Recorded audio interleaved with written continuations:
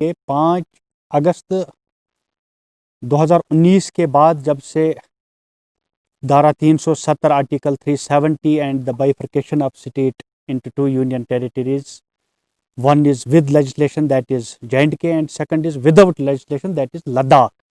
تو اس کے بعد اگر آپ یہاں دیکھیں گے جموں کشمیر میں جو دعویٰ کیا جا رہا تھا گورنمنٹ آف انڈیا کی طرف سے، خاص طور سے بھاجپا کی طرف سے جو کہا جا رہا تھا کہ یہاں بدلاؤ آئے گا، ہر چیز میں بدلاؤ آئے گا، تو وہ بدلاؤ ہمیں گراؤنڈ پہ کہیں بھی نظر نہیں آ رہا ہے. اسی طرح سے بھاجپا نے کہا تھا کہ روزگار ملے گا، اسی طرح سے انہوں نے کہا کہ نئے کشمیر میں یہاں خوشحالی آئے گی، یہاں ڈیولپمنٹ ہوگا.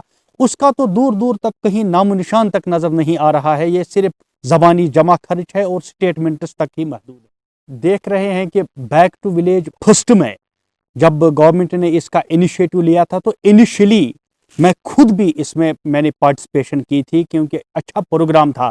لیکن بیک ٹو ولیج فرسٹ اور بیک ٹو ولیج سیکنڈ، یہ دونوں جو کام لوگوں نے آئیڈینٹیفائی کیے تھے، جو مشکلات لوگوں نے ایڈریس کے لیے دیے تھے تاکہ ان کی سپیڈی ریڈریسل ان گریوینسز کی ہوگی، وہ تو ابھی تک مجھے لگتا ہے کہ وہ پروجیکٹس، وہ سکیمز، وہ کام آج تک بھی مکمل نہیں ہوئے ہیں.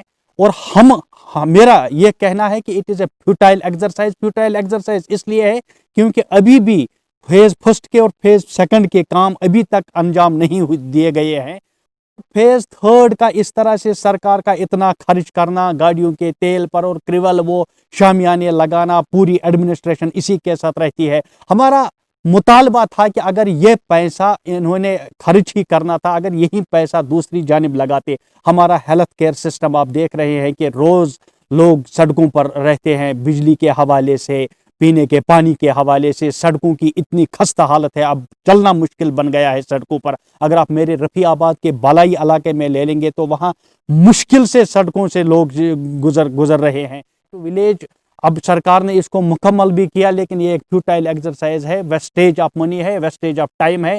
لوگوں کا وقت بھی ضائع کیا گیا اور پیسوں کا بھی ضائع کیا گیا، اور وہ بھی اس وقت جس وقت پورا ملک بھی اس وقت اکنامک بدحالی سے جوجھ رہا ہے. اسی طرح سے ہمارا جموں کشمیر بھی اقتصادی بدحالی سے گزر رہا ہے، اقتصادی مار سے جوجھ رہا ہے.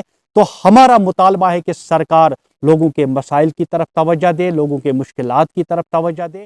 جس وقت یہ کسان جب اس کو کسی چیز کی ضرورت رہتی ہے، اس کو کبھی کسی بیٹی کی شادی کے لیے پیسے کی ضرورت ہے، تو اگر ایم ایس پی نہیں ہوگا تو اس کی مجبوری کا غلط فائدہ اٹھایا جائے گا. لہذا ہمارا مطالبہ ہے کہ اس کسان بل میں ایم ایس پی کو فوری طور لاگو کیا جائے. یہ کانگریس کا مطالبہ ہے کیونکہ اس کے لیے آپ دیکھ رہے ہیں پورے ملک میں راہل جی نے، ہمارے جو ادھیکش ہے سونیا جی نے، اور یہاں کے ہمارے غلام احمد میر صاحب جو پردیش کے ہمارے پریزیڈنٹ ہیں، ہم نے ایک لڑائی چھیڑی ہے اور ہمارا مطالبہ ہے کہ اس کو اس میں انکارپوریٹ کیا جائے. ہم جو لگا ہے بہت ہی گہرا گھاؤ دیا ہے مرکزی سرکار نے جموں کشمیر کے عوام کو.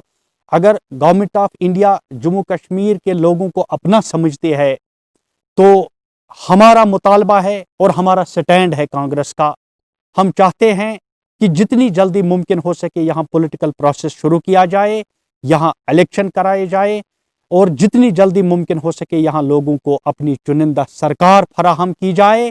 کیونکہ لوگوں کے مسائل جس طرح سے میں نے کہا کہ گورنر رول پرماننٹ سلوشن نہیں ہے، یہاں ایک چنندہ جو ان کے ریپرزنٹیٹیوز ہوتے ہیں ان تک ہوتی ہے. لہٰذا جتنی جلدی ممکن ہو سکے یہاں الیکشن کرائی جائے اور لوگوں کو اپنی چنندہ سرکار فراہم کرنے کا موقع فراہم کر دینا چاہیے. ملے گی نہ صرف ہم جموں کشمیر میں بلکہ ملکی سطح پر بھی. اگر آپ دیکھیں گے اگر ان فیسسٹ فورسز کا، اگر ان فرق پرست طاقتوں کا کوئی مقابلہ کر سکتی ہے، اور اتنی دیر جو آپ دیکھ رہے ہیں ملک میں آج جو فرق پرست طاقتیں جو سر ابار رہی ہیں، اس سے پہلے جب کانگریس مرکز میں تھی تو یہ فورسز دبے ہوئے تھے، ان کو باہر آنے نہیں دیا جاتا تھا کیونکہ اس سے نہ صرف جموں کشمیر کو بلکہ پورے ملک کو نقصان ہوگا، جمہوری اداروں کو ان سے نقصان ہوگا. اور آپ دیکھ رہے ہیں کہ کانگریس مقابلہ نہیں کر سکتی ہے. اگر ان فورسز کا کوئی مقابلہ کر سکتی ہے تو وہ صرف کانگریس پارٹی ہے جو ملکی سطح پر بھی اور جموں کشمیر میں بھی ان فورسز کا مقابلہ کر سکتی ہے. لہٰذا میری آپ کے ذریعے سے لوگوں سے اپیل ہے کہ وہ کانگریس کو مضبوط کریں اور کانگریس کو موقع دیں تاکہ وہ ان